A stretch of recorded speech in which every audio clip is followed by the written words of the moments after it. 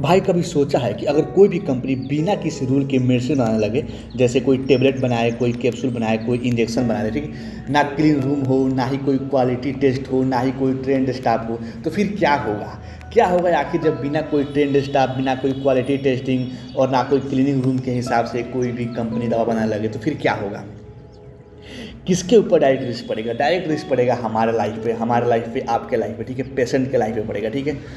तो इसी प्रॉब्लम को सॉल्व करने के लिए इंडिया में एक पावरफुल रेगुलेशन बनाया गया, शेड्यूल एम, जो कि ड्रग एंड कॉस्मेटिक रूल के अंदर आता है, ड्रग एंड कॉस्मेटिक रूल के अंदर आता है, जिसका नाम है शेड्यूल एम। और इसके अंदर बहुत सारे शेड्यूल होते हैं और उसी में से एक शेड्यूल है शेड्यूल एम। तो इस वीडियो में हम देखेंगे कि आखिर शेड्यूल एम जो होता है ना, ये होता क्या है, ठीक है, और ये भी देखेंगे कि शेड्यूल एम जो होता है वो किन किन चीज़ों को कंट्रोल करता है, ठीक है।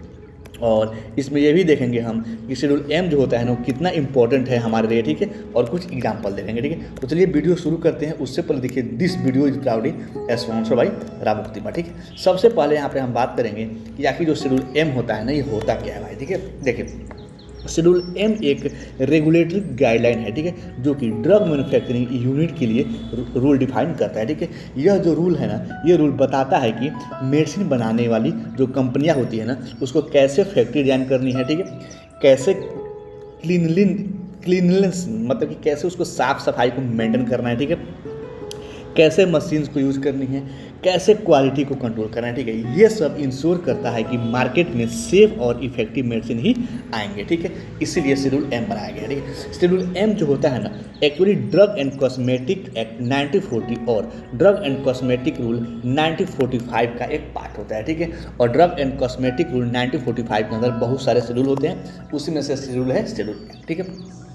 यहाँ पे हम सिंपल लैंग्वेज में बात करें ना, तो जो शेड्यूल एम होता है ना, ये बेसिकली इंडिया के जीएमपी रूल बुक होता है, ठीक है। जीएमपी मतलब होता है गुड मैन्युफैक्चरिंग प्रैक्टिसेस, ठीक है। इसका मतलब है कि मेडिसिन बनाने का स्टैंडर्डाइज्ड और सेफ प्रोसेस, ठीक है।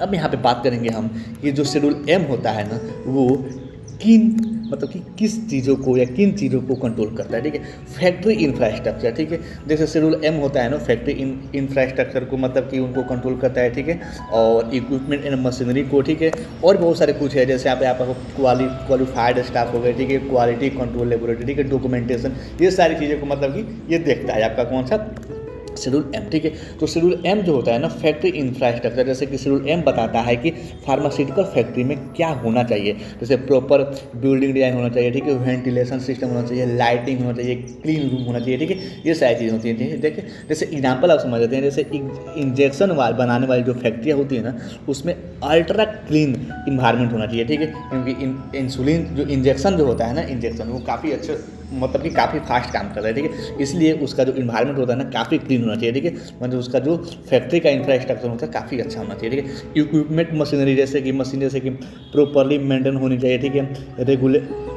रेगुलर कैलिब्रेशन होना चाहिए, ठीक है। यहाँ पे कंटामिनेशन प्रिवेंट करना चाहिए, ठीक है। जैसे मान लीजिए टेबलेट कंप्रेसिंग मशीन अगर प्रॉपरली क्लीन नहीं हुई ना, तो फिर क्रॉस कंटामिनेशन हो सकता है, ठीक है। इसीलिए जो हमारे जो इक्विपमेंट है ना एंड मशीनरी, उसके भी ऊपर काम होता है, वो शेड्यूल एम में होता है, ठीक है। अब यहाँ पे बात करते हैं कुछ क्वालिफाइड स्टाफ, जैसे कि शेड्यूल एम के अकॉर्डिंग फैक्ट्री में ट्रेंड स्टाफ होना चाहिए, ठीक है। लेकिन ऐसा होता नहीं है कि ट्रेंड स्टाफ मतलब कि जो एमएनसी कंपनी होती है, जो एमएनसी कंपनी हो गई या फिर जो और भी सारी कंपनियाँ होती है, उसमें ज़्यादातर होते हैं, जैसे फार्मासिस्ट हो गए, माइक्रोबायोलॉजिस्ट होते हैं, ठीक है, केमिस्ट होते हैं, प्रोडक्शन मैनेजर होते हैं, ये सारी चीज़ें होते हैं। बट वैसे जनरल जो कंपनियां होती है उनमें केवल प्रोडक्शन मैनेजर हो गया, बाकी 10th-12th वाले BA BSc वाले भरे पड़े हैं। फार्मासिस्ट कोई लेता नहीं है, क्योंकि फार्मासिस्ट को चाहिए सैलरी ज़्यादा, और सैलरी ज़्यादा मिलता नहीं है, तो इसलिए वो लोग करते नहीं है, ठीक है। क्योंकि मेडिसिन जो होती है ना, बनाने सिंपल है, मैन्युफैक्चरिंग नहीं, ठीक है। जो मेडिसिन बनाना था वो सिंपल होता है, लेकिन मैन्युफैक्चरिंग नहीं होता है, यह एक साइंस है, ठीक है। मतलब कि ऐसा कुछ नहीं है कि हाँ ये साइंस होता है एकदम, मतलब कि हर एक चीज़ स्टेप बाय स्टेप होती है, ठीक है। क्वालिटी उसके बाद से यहाँ पर जाते हैं क्वालिटी कंट्रोल लेबोरेटरी, जैसे क्या होता है ना, हर फार्मास्यूटिकल कंपनी को रॉ मटेरियल टेस्टिंग और उसके बाद से इन प्रोसेस टेस्टिंग, ठीक है, मतलब जो प्रोसेस चल रहा है उसकी टेस्टिंग करते हैं, ठीक है, फाइनल प्रोडक्ट की टेस्टिंग करते हैं। उसके बाद से क्या करता है, ये सब सारी चीज़ें होती हैं, ये सारी चीज़ें क्या करना मैंडेटरी होता है, मतलब कि करना ही करना है, यानी क्वालिटी कंट्रोल लेबोरेटरी करना ही करना है, ठीक है। जैसे मान लीजिए टेबलेट बनाने के बाद टेस्ट होता है, जैसे कि डिसोल्यूशन टेस्ट होता है, ठीक है, एसएस होता है, ठीक है, स्टेबिलिटी टेस्टिंग होती है, ये सारी चीज़ें टेस्टिंग और भी बहुत सारी चीज़ की टेस्टिंग की जाती है, ठीक है। उसके बाद से यहाँ बात करते हैं डॉक्यूमेंटेशन की, जैसे कि शेड्यूल एम एक गोल्डन रूल है जो कि if it is not documented it not done, ठीक, इट इज नॉट डन, मतलब कि हर स्टेप का रिकॉर्ड मेंटेन करना पड़ता है, batch manufacturing record, batch packaging record, ठीक है। उसके बाद से यहाँ पे हम क्लीनिंग रिकॉर्ड, मतलब हर एक चीज़ का रिकॉर्ड करना पड़ता है, डॉक्यूमेंटेशन करनी पड़ती है शेड्यूल एम में, ठीक है। अब यहाँ पे बात करते हैं कि जो शेड्यूल एम है ना, ये आखिर इतना इंपॉर्टेंट क्यों है, ठीक। शेड्यूल एम जो होता है ना आखिर इतना इंपॉर्टेंट क्यों है, देखो भाई, शेड्यूल एम जो होता है ना, शेड्यूल एम जो होता है, सॉरी मित्रों एक कॉल आ गया था, ठीक है। देखिए शेड्यूल एम जो होता है ना वो इतना इंपॉर्टेंट क्यों है, देखिए भाई, अगर शेड्यूल एम ना होना तो मार्केट में फेक मेडिसिन, ठीक है, लो क्वालिटी की ड्रग और अनसेफ इंजेक्शन हो सकते हैं, ठीक है, मतलब ये सारी चीज़ें जो होती हैं आ सकते हैं, ठीक है। शेड्यूल एम जो होता है ना वो इंश्योर करता है कि हर टेबलेट जो पेशेंट तक पहुंचती है वो सेफ हो, ठीक है, इसीलिए शेड्यूल एम बनाया गया, ठीक है, ताकि जितने भी सारे पेशेंट है हर एक पेशेंट तक सेफ, कोई फेक मेडिसिन ना पहुंचे, ठीक है, लो क्वालिटी की कोई ड्रग ना पहुंचे, अनसेफ इंजेक्शन या फिर अनसेफ कोई दवाइयाँ उस पेशेंट तक ना पहुंचे, इसीलिए शेड्यूल एम बनाया गया, ठीक है। जैसे यहाँ पे हम एग्जाम्पल देख लेते हैं ना, देखिए अगर कोई कंपनी एजिथ्रोमाइसिन टेबलेट बना रही है, ठीक है, शेड्यूल एम इंश्योर करेगा कि एपीआई क्वालिटी चेक हो, ठीक है, टेबलेट जो वेइंग हो वो यूनिफॉर्म हो, ठीक है, उस बाद से डिसोल्यूशन प्रॉपर हो, ठीक है, पैकेजिंग कंटामिनेशन फ्री हो, ठीक है, तभी वो ड्रग मार्केट में आ सकता है, ठीक है। ये शेड्यूल एम के अंतर्गत आता है, शेड्यूल एम के अंडर आता है, ठीक है। अगर ये सब फेल हो गया तो फिर जो होगी, जो भी शेड्यूल एम जो क्या बोलते हैं, जो अधिकारी होते हैं वो ये सब कुछ मतलब कि नहीं करते हैं, ठीक है। अब यहाँ पे कुछ रिसेंट अपडेट देख लेते हैं, जैसे कि वो बहुत इंपॉर्टेंट है। देखिए गवर्नमेंट ने 2023 और 2024 में शेड्यूल एम को अपडेट किया था, ठीक है, ताकि Indian pharma industry global standard तक पहुँच सके, ठीक है। मतलब जो मान लो कि इंडिया में अगर आप कोई भी चीज़ बना रहे हैं, सेल कर रहे हैं, तो उसकी एक स्टैंडर्ड दूसरी होती है, और अदर कंट्री में आप मान लो एक कंट्री से लेकर के दूसरे कंट्री में सेल कर रहे हैं किसी भी प्रोडक्ट को, तो उसकी आपको स्टैंडर्ड अलग रखना पड़ेगा, ठीक है, उस कंट्री के अकॉर्डिंग या फिर वर्ल्ड के अकॉर्डिंग आपको रखना पड़ेगा, ठीक है।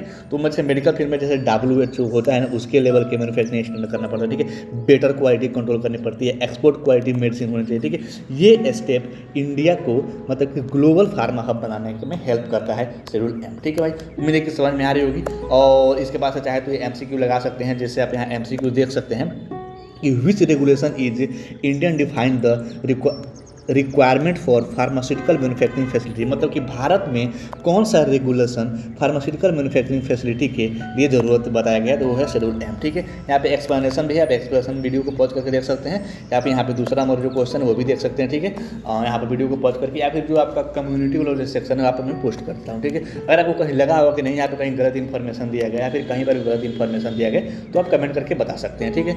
मिलते हैं कल एक नए टर्म, नए टॉपिक और नए वीडियो के साथ, तब तक के लिए thanks for watching this video।